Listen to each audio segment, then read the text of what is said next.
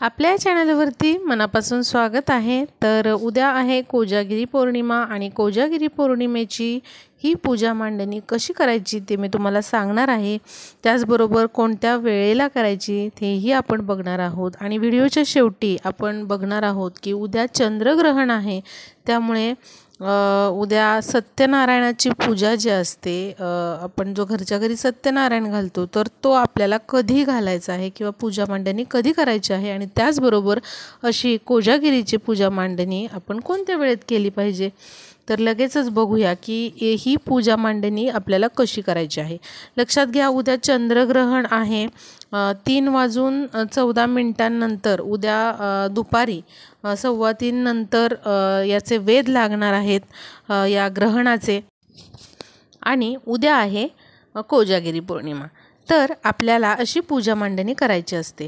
एक चौरंग नाही तर पाट घ्या, त्यावरती पांढरे वस्त्र अंथरा किंवा मग लाल वस्त्र तुम्ही अंथरू शकता किंवा मग पिवळे वस्त्र देखील तुम्ही अंथरू शकता। अशा पद्धतीने लाल वस्त्र अंथरून घेतल्यानंतर पहिल्यांदा तुम्हाला अक्षतांचं आसन द्यायचं आहे, दिवा प्रज्वलित करायचा आहे। दिव्याला नेहमी अक्षतांचं आसन द्यायचं, हळद कुंकू त्यावरती व्हायचे आहेत आणि त्यानंतर तुम्हाला तुपाचा किंवा मग तेलाचा दिवा प्रज्वलित करायचा आहे। दिव्याची देखील पूजा करून घ्यायची। आता 2 विड्याची पानं घ्यायची आहेत आणि 2 ठिकाणी अशा पद्धतीने ती ठेवायची आहेत। प्रत्येक जोड पानावरती तुम्हाला अक्षता वाहून घ्यायची आहेत, हळद कुंकू वाहून घ्यायचं आहे त्यावरती आणि पहिली जी सुपारी आहे तिचं पूजन करायचं आहे। या सुपारीला तुम्ही दुधाने पाण्याने अभिषेक करू शकता। इथे व्हिडिओ खूप लांब होईल त्यामुळे मी दाखवत नाही आहे। आणि पहिली जी सुपारी आहे ती आपल्याला लक्ष्मी म्हणून पूजायची आहे, म्हणजे लक्ष्मी मातेचं पूजन करायचं आहे। आणि दुसरी जी सुपारी आहे ती म्हणजे कुबेर देवांचं तुम्हाला पूजन करायचं आहे। तुमच्याकडे जर श्रीयंत्र असेल तर तुम्ही सुपारीऐवजी श्रीयंत्र आणि कुबेर यंत्र असेल तर त्या कुबेराच्या सुपारीऐवजी तुम्ही कुबेर यंत्र ठेवू शकता, नसेल तर तुम्ही सुपारी वापरू शकता। आता बघा, बऱ्यापैकी असे तांदूळ आपल्याला खाली ठेवायचे आहेत आणि अशी तांदळाची राशी करून घ्यायची आहे। त्यावरती स्टीलचा किंवा तांब्याचा तुम्हाला तांब्या ठेवायचा आहे, पाण्याने भरून घ्यायचा आहे तो। त्यामध्ये हळद कुंकू अक्षता 1 रुपयाचं नाणं सुपारी फुलं वाहून घ्यायचे आहेत आणि त्यामध्ये आपल्याला आंब्याचा डहाळा ठेवायचा आहे। तर ही झाली इंद्रदेवांची मांडणी। कलशामध्ये जी मांडणी आपण केलेली आहे ती इंद्रदेवांची आपण स्थापना केलेली आहे। त्यानंतर काय तर चंद्राची पूजा आपण पौर्णिमेला करत असतो। चंद्राच्या पूजनाचं अत्यंत महत्त्व आहे, त्यामुळे तांदळानेच इथे असा भरीव गोल काढायचा किंवा तुम्ही चंदनाने देखील हा गोल काढू शकता। इथे मी तांदळाने काढलेला आहे। चंद्र काढून झाल्यानंतर हळद कुंकू व्हायचं आणि 1 रुपयाचं नाणं आपल्याला त्यावरती ठेवायचं आहे। म्हणजे चंद्र म्हणूनच तुम्ही 1 रुपयाचं नाणं ठेवू शकता किंवा मग चांदीचा लक्ष्मी मातेचा कॉईन देखील तुम्ही ठेवू शकता। नसेल चांदीचा कॉईन तर तुम्ही 1 रुपयाचं नाणं ठेवू शकता। आणि त्यानंतर आपल्याला इथे कोजागिरी पौर्णिमेला आपण दूध करत असतो तयार, मसाला दूध करतात किंवा खीर करतात, दुधाचा कोणताही पदार्थ तुम्ही करू शकता। आणि अशा पद्धतीने आपल्याला दुधाचा नैवेद्य दाखवायचा आहे। भरीव चौकोन काढायचा आहे पाण्याने आपल्याला, त्यावरती आपल्याला ही नैवेद्याची वाटी ठेवायची आहे आणि नैवेद्यम समर्पयामी असं म्हणायचं आहे। आणि नैवेद्य दाखवताना त्यावरती तुळशीचं पान ठेवायला विसरायचं नाही।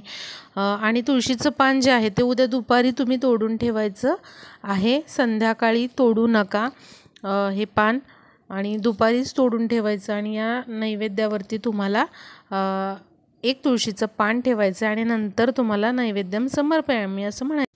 आता बघा, ही पूजेची मांडणी तुम्हाला कधी करायची तर तुम्ही संध्याकाळी 6 नंतर ते रात्री 12पर्यंत कधीही ही मांडणी करू शकता।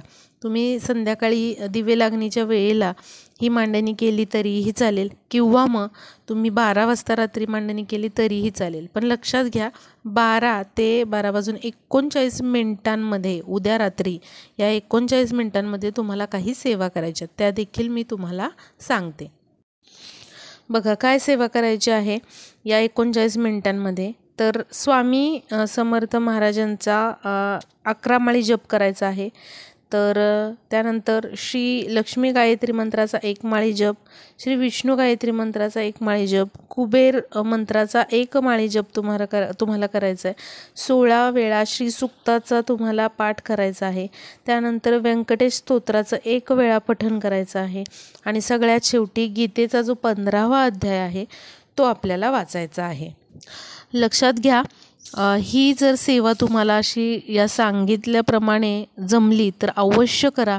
याच्यामध्ये कंजूसी करू नका, कारण जितकी आपण सेवा करतो फळ हे आपल्याला तेवढंच चांगलं मिळत असतं.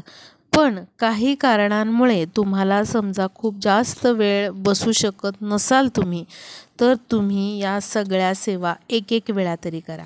म्हणजे कसं, तर स्वामी समर्थ महाराजांचा 11 माळी जप आहे, तर तुम्ही 1 माळी तरी करा तो जप.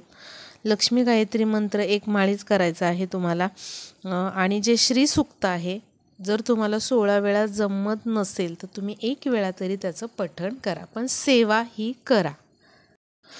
त्यामुळेच हे जे पूजा मांडणी आहे ते तुम्ही आधीच मांडून ठेवा आणि 12 वाजता बरोबर या सेवांना सुरुवात करा. अवश्य उद्या तुम्ही ही सेवा करा.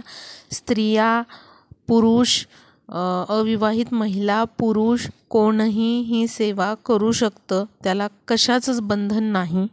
विधवा महिला देखील ही सेवा करू शकतात.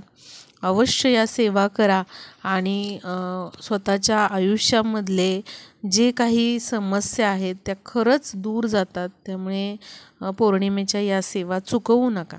तर आता बघा, जो नैवेद्य आपण जे दूध ठेवलेलं आहे तिथे पूजेमध्ये, तर त्याचं काय करायचं, कारण उद्या तर कोजागिरी पौर्णिमा आहे आणि कोजागिरी पौर्णिमेला आपण दूध कुठे ठेवतो तर चंद्रप्रकाशात ठेवतो. आणि उद्या चंद्रग्रहण असणार आहे, त्याचे वेध लागणार आहेत म्हणजे दुपारी 3:15 नंतर या चंद्रग्रहणाचे वेध लागणार आहेत. तर मग काय करायचं, हे दूध ठेवायचं का चंद्रप्रकाशात, तर हे दूध चंद्रप्रकाशात ठेवू नका, तर ते पूजा मांडणीमध्येच असू द्या. फक्त चमचाभर जे प्रसाद आहे तो घरातल्या सदस्यांनी घ्या. आणि दुसऱ्या दिवशी पण तुम्हाला ही जी खीर आहे किंवा जे दूध आहे ते प्रसाद म्हणून घ्यायचं आहे. तर ते दुसऱ्या दिवशी चंद्रप्रकाशात पण ठेवायचं नाही, कारण चंद्रग्रहण आहे. त्यामुळे तिथेच ठेवायचं आणि थोडा प्रसाद घरच्यांनी सर्वांनी घ्यायचा आहे त्यामधला. तर अशा पद्धतीने काही नियम आहेत या कोजागिरी पौर्णिमेच्या पूजेचे. आणि त्याचबरोबर चंद्रग्रहण असल्यामुळे हा नियम आपल्याला पाळावा लागणार आहे. अवश्य तुम्ही कोजागिरी पौर्णिमेला उद्या जागरण करा, कारण कोजागिरी म्हणजेच काय, तर कोण जागत आहे. या दिवशी असं म्हटलं जातं की देव पृथ्वी तलावर फिरतात, इंद्रदेव पृथ्वी तलावर फिरतात आणि कोण जागत आहे, को जागरती असं म्हणतात. त्यामुळे जो कोणी या रात्री जागा असेल आणि अशा सेवा करेल लक्ष्मी प्राप्तीसाठी, तर लक्ष्मी माता त्याच्या घरी नेहमी वास करते आणि कधीच त्याच्यावरती रुसत नाही, अशी मान्यता आहे. आता बघा, दुसरा पडणारा प्रश्न म्हणजे मला खूप कमेंट आल्या की ताई उद्या पौर्णिमा आहे, तर आम्ही या पौर्णिमेचा जो सत्यनारायण आहे तर तो कधी करायचा. संध्याकाळी शक्यतो आपण करत असतो पूजा मांडणी, पण उद्या चंद्रग्रहण आहे म्हणजे वेध लागणार आहेत. उद्या दुपारी 3:15 नंतर वेध लागणार आहे. आणि हे जे चंद्रग्रहण आहे ते रात्री आहे 1 ते 2 या वेळेत. आणि ग्रहणाच्या आधी 7-8 तास वेध लागतात त्या ग्रहणाचे. तर आता सत्यनारायणाची पूजा कधी मांडायची, तर बघा, उद्या 3:15च्या आधी जर तुम्हाला जमले हे सत्यनारायणाची पूजा मांडणी करायला, तर अवश्य तुम्ही सत्यनारायण जो आहे पौर्णिमेचा तो उद्या 3:15 दुपारी 3:15च्या आधीच सत्यनारायणाची पूजा मांडणी करून घ्या. आणि जो प्रसादाचा शिरा आपण करतो तो देखील तुम्ही आधीच बनवून घरातल्यांना तो देऊ शकता. आणि जेवढ्या काही सेवा आहेत, जसं की आपण अध्याय वाचतो 5 अध्याय, तर ते जर तुम्हाला जमत असतील 3:15च्या आधी वाचायला, तर तेही तुम्ही आधी करू शकता. पण जर तुम्ही वर्किंग आहात, तुम्हाला काही कारणामुळे, काही कामांमुळे जर शक्य झालं नाही, तर काय करायचं आहे तुम्ही, प्रयत्न करा की 2:15च्या आधी फक्त पूजा मांडणी तरी करून घेण्याचा. आणि जे काही वाचन आहे अध्यायांचं ते तुम्ही या चंद्रग्रहणाच्या म्हणजे जेव्हा वेद लागतील 3:15 नंतर, तर त्यानंतर देखील तुम्ही वाचन करू शकता. कारण लक्षात घ्या, चंद्रग्रहण सुरू झाल्यानंतर आपल्याला देव हलवायचे नसतात, कुठलीच मूर्ती हलवायची नसते. आणि ते देव जो नैवेद्य आपण करतो ते देव मान्यही करत नाहीत, ग्रहणही करत नाही अशी मान्यता आहे. त्यामुळे आपल्याला नैवेद्य पण 3:15च्या आधीच तयार करून तिथे दाखवायचं आहे आणि पूजा मांडणी पण तुम्हाला 3:15च्या आधीच करायची आहे. बाकी जर तुम्हाला अध्याय वाचणं शक्य असेल 3:15च्या आधी, अवश्य तुम्ही वाचा.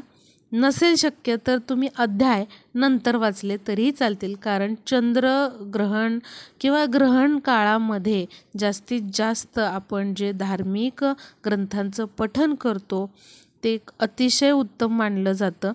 त्यामुळे पूजा मांडणी आधीच करून घ्यायची आहे, संध्याकाळी नाही. आणि कोजागिरी पौर्णिमेची ही पूजा तुम्ही काय करू शकता, संध्याकाळी 6 वाजल्यापासून ते तुम्ही रात्री 12 वाजता देखील मांडणी करू शकता. तर व्हिडिओ जास्तीत जास्त मैत्रिणींना शेअर करा, म्हणजे त्यांच्याही प्रश्नांची उत्तरं त्यांना मिळतील आणि उद्या सर्वजण अशा पद्धतीने पूजा मांडणी करू शकतील आणि आपला व्हिडिओ युजफुल ठरेल. भेटूया पुढच्या व्हिडिओमध्ये.